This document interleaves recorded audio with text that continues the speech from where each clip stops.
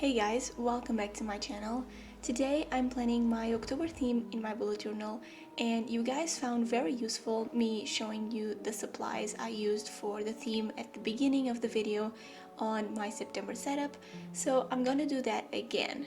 I saw this on TBH setting plan with me video for July, I believe, and I found it very interesting and informative that she showed all the supplies that she used in the beginning of the video with swatches. So I will include this segment on my plan with me videos from now on.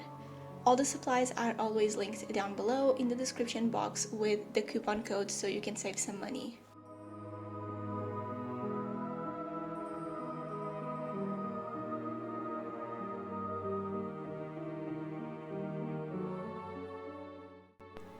So for my October theme, I wanted to kind of slow down on the colorful and hard themes for a bit, so I'm doing a vintage scrapbooking theme, but minimal.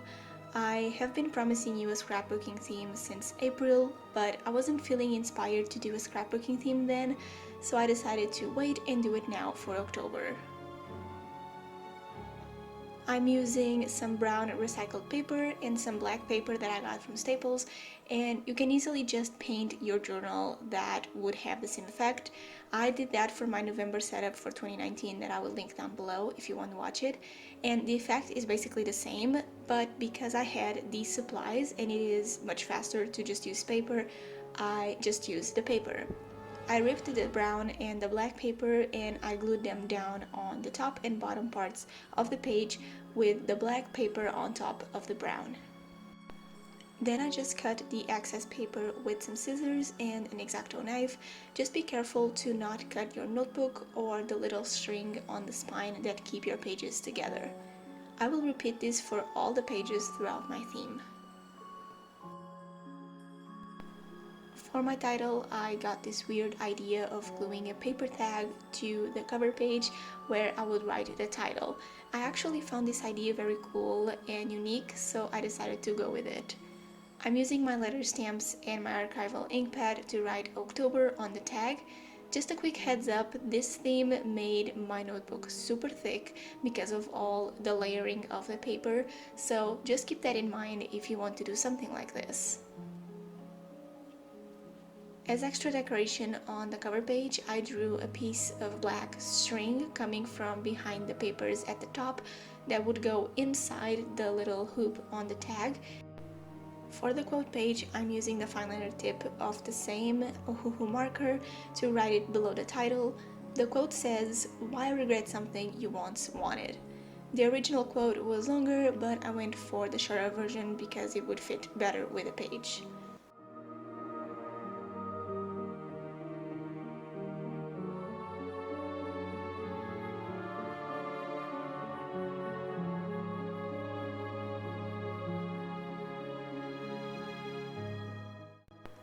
For the title on my calendar page, I used some beige paper from my sketchbook and my letter stamps to write this month as the title for the page.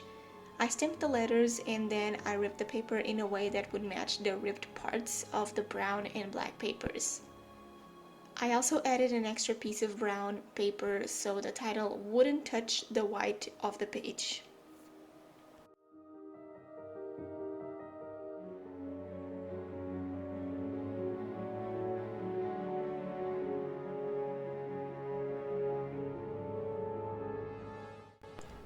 So last month I did a big calendar in my bullet journal, and so for October I decided to change things up a bit and do a smaller one-page calendar. I'm using my light brown Tombow wool brush pen to do the headers for the weeks, and I added some extra texture with the fine tip so the headers wouldn't look too perfect. Then I just outlined everything and I wrote the days of the month using my 005 Pentel fine liner.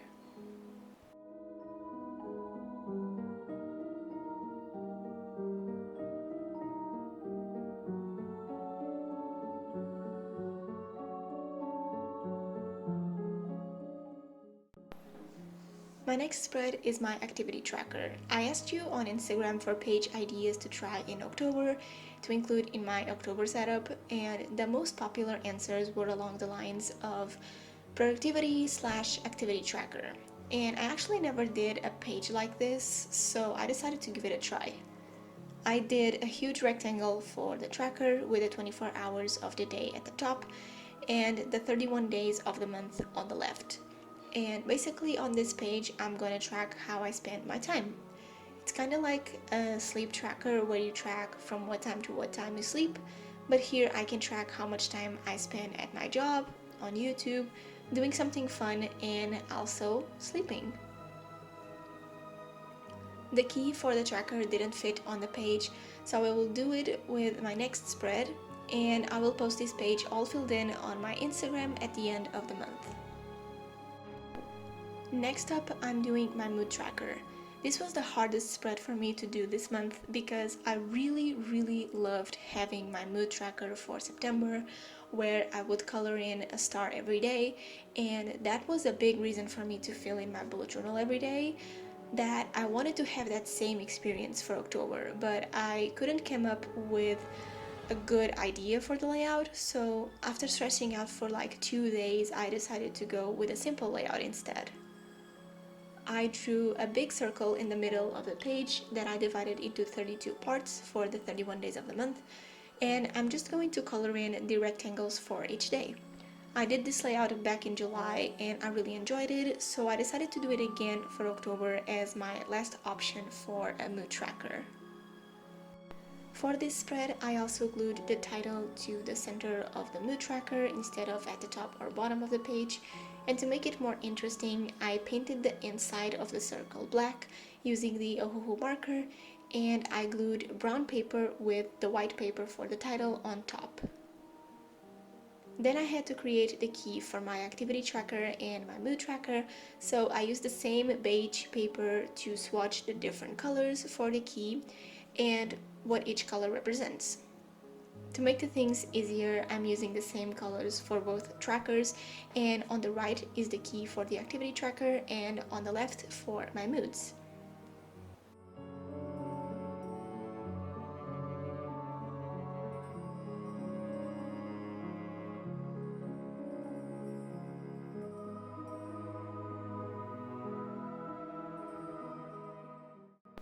Next up, I have my habit tracker. I really enjoyed my September habit tracker because I included a lot of new self-care related habits that I wanted to keep track of them for the following months to see if I want to actually stick to them on a daily basis. So I'm doing this big table for my habit tracker like last month. On the left side, I will write all of the habits that I want to track, and at the top I have the 31 days of the month. To make the table, I used a Muji gel pen and I painted the header that has the days of the month black using my Tombow Fudenosuke hard tip pen because I will write them in white later. The habits that I'm tracking are pretty much the same that I tracked last month, but I will talk a bit more in depth about them on my real-time Plan With Me video that will come up on Tuesday. I also decided to draw the little lines on the table since last month I ended up doing that off camera, and I personally think that makes the page much more interesting to look at even if it's blank. And for the days at the top, I'm writing them in white using the Sakura white jelly roll pen. I finally bought this pen to just see how it performs, and it's just nothing crazy, but for small details like this, it's perfect.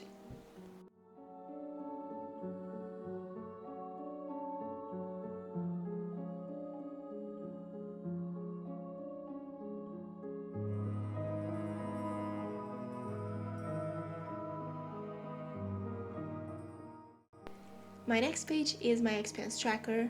This is the only page I do in my bullet journal that usually never changes. I found the perfect layout for me that I like to use, and I just do it over and over again. I like to divide it into two and have a column for the description of the purchase and another column for the amount, and to highlight every other line to give some more dimension and interest.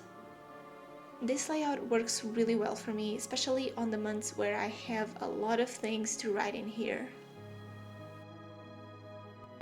Next to that, I have a brand new page that I called Thoughts, It's the same idea as the brain dump page, but for me it's going to be more like a notebook where I write my thoughts, and that was why I chose that name for the title.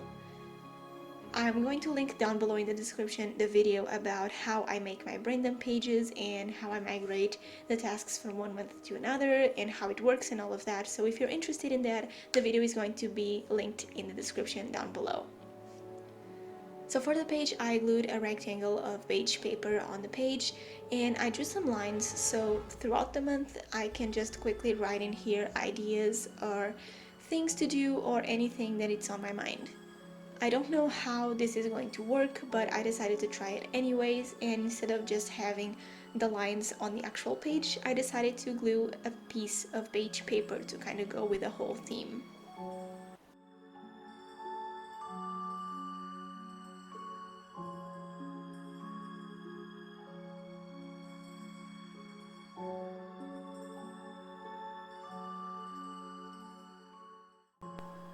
Last but not least, I'm doing my weekly spread for October. At this point, I didn't know what layout to do for my weekly spread, so I'm once again bringing back my favorite layout. But first, I'm stamping the days of the week on the beige paper that I will add to the layout later. So I divided the page into 7 vertical sections, and I'm just doing the outline of the layout with my Muji gel pen. I divided the days into 2 parts. The top one is for events and the bottom one is for the daily tasks, and I glued the days of the week at the top on the brown paper part.